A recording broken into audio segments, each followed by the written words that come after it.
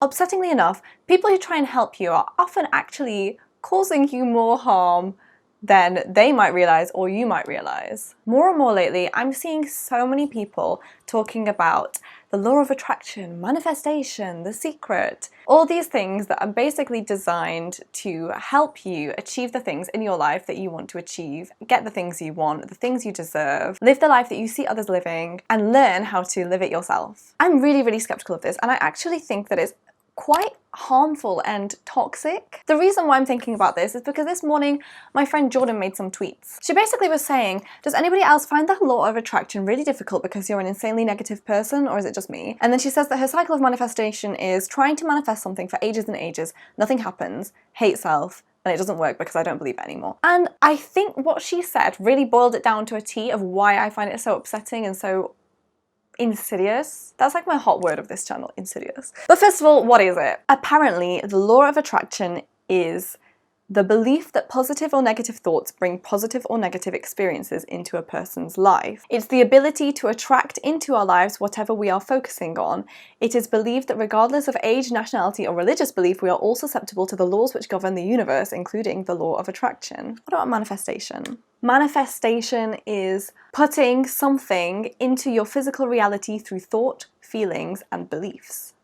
It means that whatever you focus on is what you are bringing into your reality. You may focus and manifest through meditation, visualization, or just via your conscious or subconscious. The process is called manifesting. I want to preface this by saying that I really don't believe in being cruel to other people or being dismissive or overly skeptical of other people's beliefs to a point where it's kind of mean and laughable. You might say that many things are like hocus pocus or oh, just believe in science, facts don't have feelings, like that kind of thing. I really don't believe in addressing issues in that way. The fundamental of it is I actually don't know for sure. I don't know anything for sure. I don't think anybody knows the answer to many, many things. And I think the best way to approach things is with the intention of understanding, and even if you disagree, still accepting that maybe actually they know something that you don't, or their mind works in a way where they see things that your mind just wouldn't kind of be compatible with, but you just have to accept that we're all different and we all believe things differently. So I think like kindness and compassion and understanding and lowering your ego is the way to approach stuff like this. And I also wanted to say that if you're somebody who practices manifestation and the law of attraction, and you feel like it not necessarily works for you, but if you feel like the process of it, regardless of the outcome, but the process of it is helping you become more confident, more capable person in your day-to-day life, and that's a really great byproduct of it, regardless of the outcome, that's great. And I think that's a really good thing. And from what I've read, a lot of the things that they're saying, like, you know, speaking with intention, like that kind of stuff, probably could help somebody who struggles to like find a way in which to be confident. If you, for example, you're going into a meeting, almost tricking yourself into believing it. You know, I do it all the time. Even if I'm feeling bad at a party or something, I'll put a smile on my face and I will feel better. You know, that's a real thing, and it's the same sometimes with the thought process. It doesn't necessarily do the trick for me in the way that they write it out in the whole law of attraction thing, but I can imagine for some people it will work really well. So I'm not being dismissive of that. I'm not being dismissive of any of it really, except for this idea, and this is kind of an influencer-related problem. My issue is when somebody who is successful credits their success to manifestation and the law of attraction, because like it's infuriating. It doesn't matter if they were like born successful, you know, from a wealthy family or background, or they have been completely self-made. Accrediting your success to this is really, really, really, really, really, really, really harmful. Not to be too about self and not to toot my own horn, I would say that I'm quite a successful person in that I'm living in a nice place that's not a cheap place to rent. I have income. I'm not stressed about bills every month. I have savings. I've had like a career in entertainment. I'm running a business at the moment. I'm doing YouTube. I'm, you know, living like the influencer life in terms of like I get sent stuff for free. I have like an audience of people who like care about what I think about, including you guys, obviously. To many people's definition, I would be considered a successful person, and I like to consider myself as such. And if I suddenly started coming on here and telling you all, guys, the reason I'm successful is because I write down in my journal 5 things every single day about like what I wanted. Like I wrote down to the T, I will be an idol in Japan. I will have my own business, I will live in London. Like, or if I said to you, I sit in my room every day and I really, really, really think really hard about doing X, Y, and Z, which I've accomplished in my life. And I've achieved those things. And that means that thinking about them really, really hard worked.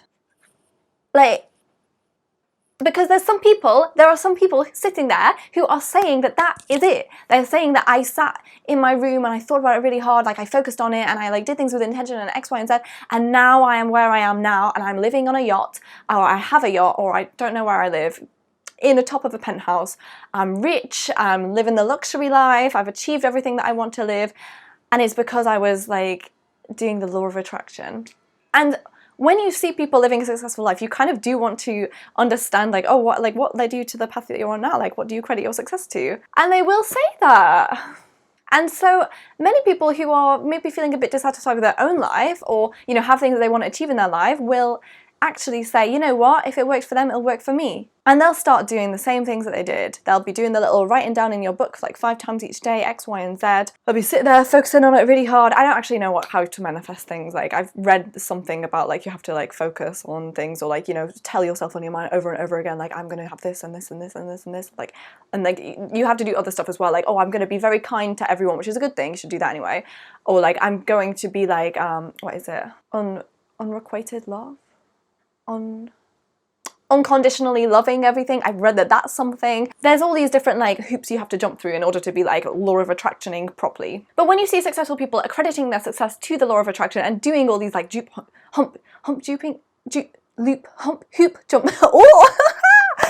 jumping, they're spreading the idea that that is why they're successful. When actually, what I believe in this world is luck.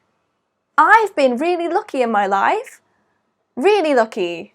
Everything that I have is down to right place, right time, probably got the right connections to some certain degree, also being really, really lucky. And for all these other people, it is egocentric of them to believe that their success is down to anything other, because I think the majority of everyone's success is actually luck. It is, of course, you can work really, really hard, you can do everything right. You know, to become an influencer or whatever, you can take the best pictures, you can write the best captions that engage people and make them laugh and everything. You can do all the right hashtags, you can tag the right accounts in your pictures, you can have all the money and all the investment in the world, and you still might not make it. You know, you can work really hard and not achieve anything in terms of what do you measure success with. But like, you know, like you cannot reach like 1 million followers from it. You know, you can do everything right and it still might not work, because the majority of everyone's success is down to luck. And I truly believe that. And luck is out of our hands. You can't change that. You know, you can do everything you can to give yourself the best chance of success, but you still might not get it. And that's okay. And the issue that I have with this is that because you are helpless to luck, and luck will just be the decider, and it's probably already decided, predetermined in like the, oh, we're getting deep now, but like in the world, like I just think that everything's already decided. And that's how like time travel and deja vu works. I'm getting too out of my mind, but like that's what I think. Like I think that everything's predetermined, and that's why you can like have deja vu of like, okay, I'm gonna stop talking. But like I just think that there are things that you truly cannot affect because it's already like laid out, like that's just how it's going to be. But this is where I think it gets really toxic. So because people are accrediting their success entirely to like the law of attraction and everything, and like obviously like working hard a bit, but like mainly like the law of attraction and like manifesting it and things that they did themselves, it then becomes that when somebody isn't, you know, I'm trying to manifest like 100 quid, when that 100 quid isn't coming into their life or whatever else it is, I know I'm being facetious, they're trying to like manifest like, you know, more incredible things than that, like a good relationship, that kind of stuff. When it doesn't happen for them, then they're asking why. I did everything right, why is it not working for me? And they might like ask other people like, why is it not working for me? What did I do wrong? And they'll be like, maybe you didn't focus hard enough, or maybe you weren't living with enough love in your life, or maybe you weren't being unconditional enough, or maybe you weren't being clear enough with your goals. It's definitely something you're doing. You're the reason why it's not working out. It's your fault. You're too negative. You've got too many problems, you know, going on in your life that you're not fixing with the law of attraction, and you're not doing it right. You're not doing it right. And then they're like, yeah, maybe I'm not. Yeah, you're right. I'm like not infallible. Like I'm not flawless. I wasn't doing it right. I'm the one who's messed this up. And that's the reason why I'm not doing as well as I could be, because I've messed it up. Rather than accepting, actually, even though I have, you know, worked really hard or something, it's still not happened for me in my life, and that's down to luck. Instead, it's like, I was trying really hard to alter like my luck and it's not happened. And that's way worse for your self-esteem. It makes you feel really, really bad. And I liken it to faith healing, where there's those dudes at the top of like the church or something, and they'll set up like a church or like a practice, and they'll go in and they'll make you believe that you can be healed from your ailment, whether you've got, you know, really bad depression or like a broken leg, broken arm, cancer. And I'll tell you, God's going to touch that sister of yours all the way in Sweden. It's going to be because of your prayer. Right now, Jesus, oh, hallelujah. He's not going to need any more. Glory to God. Woo. The faith healers will come to you and do some kind of like magic tricks, basically, like, oh, make your leg like longer than the other, like that kind of little trick. They'll hypnotize you or give you like adrenaline through like the process of being like picked out of the crowd, and it'll temporarily, you know, make your pain go away, because that's what adrenaline does. But instead, you might, if you don't know that kind of stuff, you might actually believe this man has the power of God and he is healing me. And then you're encouraged to donate money and give your money, and when your illness comes back, or when your pain starts to return, or, you know, when you don't get healed, it's because you didn't believe enough. You didn't believe in God enough. You didn't have enough faith in this healer. You didn't donate enough. You didn't tithe enough. You didn't sow your seed enough. And it's your fault. And that's where it becomes really toxic, because that's exploiting you in a tangible way. It's not just exploiting you and your mind and how you're thinking, but it's also exploiting you financially. And I think there's a lot of blogs out there who like share with you that, you know, the law of attraction for free or whatever, but there's a lot of people out there selling ebooks, and there's a lot of people out there doing like a free download or whatever, but it's not really free. Like, they're gonna get your money at some point, somewhere. It's like, you know, because when it inevitably doesn't work for you, you'll be like, why doesn't it work? It's like, oh, maybe you need my special little like journal or something, like you need my workbook, and oh, I sell those workbooks for £5, so, you know, if you get that, then maybe it's going to work for you.